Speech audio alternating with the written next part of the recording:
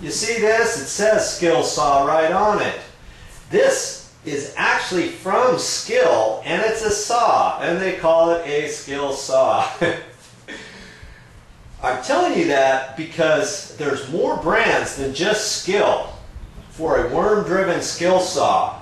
You've got a Milwaukee, and you also have Makita, and you've got a couple other ones too, but I've always used the Skill brand. I've always had good luck with it, and it's about the same cost as a Milwaukee.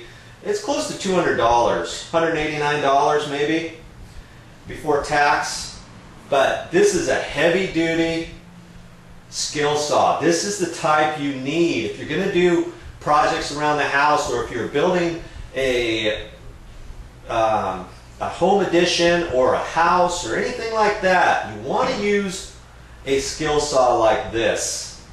They're really heavy, and they're a lot easier to use than the other smaller skill saws. You know the type of skill saw I'm talking about, that's got the blade actually on the other side, and most people are right-handed, and it's easier for a right-handed person to see the blade as you're cutting because you're already looking over it on this side. Can you imagine if the blade's on the other side, you're trying to cut it, you've got to look over here like this, pull the guard up, and that's an accident ready to happen, let me tell you.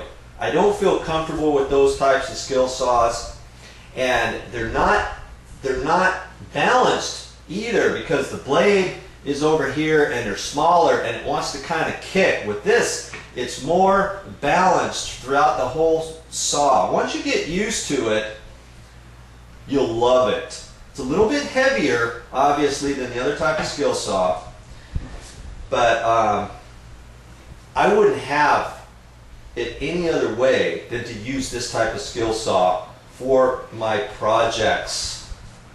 I encourage you to look into this type of skill saw and try it out. You'll be glad you did. Now, what happens if you've never used a skill saw like this before? Do you really want to invest close to $200 for a skill saw like this? What if you don't like it? What if it's too heavy for you? What if you don't feel comfortable with it? What if you're only needing one or two small little projects? Do you really need a skill saw this big and this expensive? No. There are other things you can do, and I'm going to show you one of those next time.